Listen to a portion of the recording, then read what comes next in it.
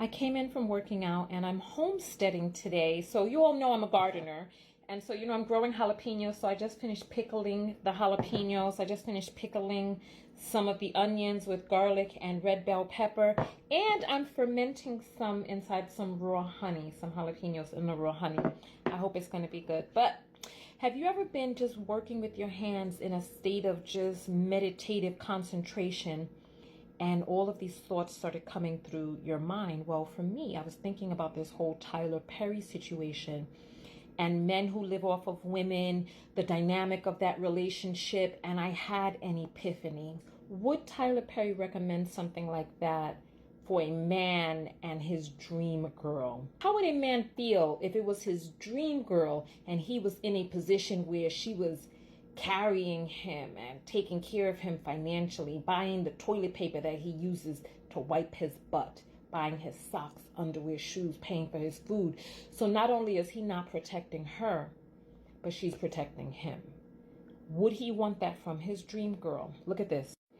I came across this meme years ago, and it was this woman says, "Lord help me, I can't make this up. Cam is running to the store with me, and he says, 'Mom, if anyone messes with you, I got it.'" And look, inside of his little waistband, then he's so cute, isn't he? But in his waistband is the little, the safety scissors, but still embedded in him, even as a young man, there's a part of him that's like, I love my mother. I want to protect her. Many people aren't saying the quiet part out loud. That in that scenario with the man who is being financially taken care of by his woman, there's a part embedded in him that knows that this is the best type of woman that he can get for where it is that he is financially. So you become tethered to his own internal sense of lack, right? Because he knows that his dream girl would not want a bum, even if the bum is him. So it's two different things, right? Either he's given up on life and he's just resigned himself to just being in this position of perpetual boy and son in your relationship, where you in the mama figure is taking care of him financially, right? Or he's just biding his time. He's using you as a stepping stone because even he has a lack of respect for you for being with a bum like him. Listen. There's this joke that's going around that's supposed to prove how hard women are to please. And it's basically like these women are like in this department store kind of thing, and they're going up on an elevator. And on each floor, they announce, oh, there's this type of man on here, faithful, cooks, clean. Oh, there's this. And then they go up a floor and they're like, oh, there's this type of man. He has muscles. He's faithful. He's good looking. He cleans. He's wealthy. And then they go up. Oh, he is great in bed. He's this, he's that. And they go up from floor to floor to floor. And then the final part of the joke is that they end up on the roof and they're like, see, women are impossible to please. But nonetheless, how that relates to this particular story is, according to evolutionary psychologists, men have evolved to want the woman that lots of other men want. This is how they're able to assess mate value. Because if a lot of other men want this woman, then that means that he is going to then, because men are homosocial. And homosocial just means that they derive their sense of worth from the worth assigned to them from other men. Sometimes based on the woman that he is aligned with. No matter how great you are as a woman, no matter how well you treat him, no matter how much you hold down the fort, and you're like, oh, I'm doing this because I'm hoping that he's going to be loyal, or I'm going to show him what a great woman I am. And quiet as kept, you need to kind of check yourself on the inside to see, why is it that you want a man who is hobbled and cut off at the knees? But that's neither here nor there, nonetheless, right? No matter how good it is that you are to him, in his mind, he will always know that you are the type of woman that you feel your body, your time, your presence, your essence, sometimes even your womb is good enough for Bum D. Bum D is good enough for you to lay up in your bed. And quietly, so like I said, either he's resigned himself to just be a bum and just be Bum D, right? or he's working on getting himself to become better and better, right? And if he is working on increasing himself, where does that leave you? He knows that you are the type of woman whose worth, that your opinion and that your self-worth is valuated. Remember Shark Tank with valuation? At the level in which you will allow Bum D to enter into your body.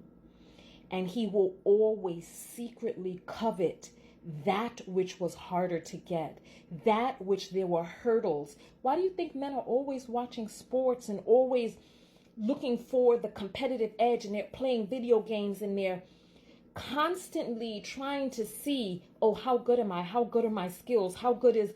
And he knows that where he is in life, that a woman who truly valued herself at a certain level would not be dealing with him.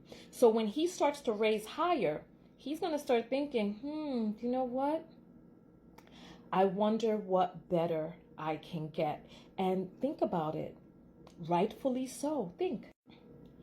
If your man is hobbled when you meet him, how do you know that you are the woman that he would choose if he had everything? Think about it. You don't know. It's like, is he there because, because of the money, because of the finances, because he can't do better? Do you want a man to be with you because he feels that you are the best that he can get, or because he can't get no better? And you know what? You may be giving him a discount on yourself. You may be an amazing, great, wonderful person. However, we know that women are naturally hypergamous.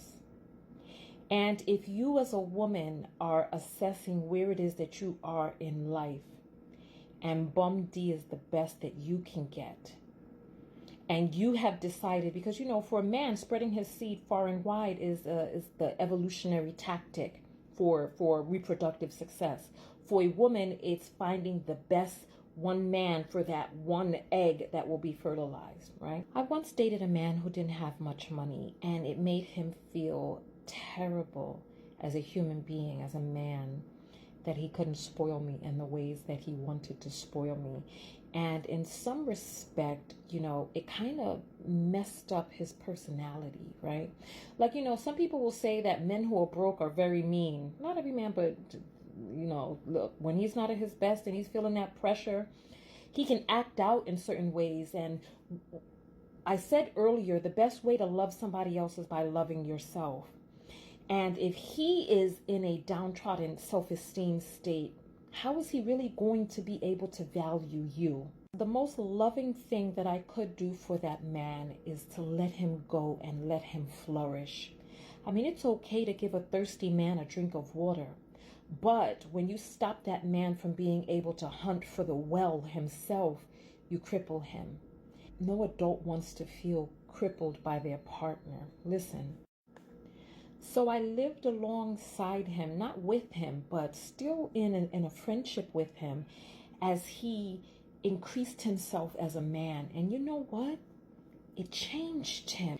When he began to flourish as a man, it opened up so much more of his generosity, his care, his caringness, his ferventness as a man, so that when we did come back together, that it was on him having footing from a place of power, not a place of weakness. What does it do to you as a woman to not know whether or not your man is with you for you, or because he needs you and can't do without you as a human being?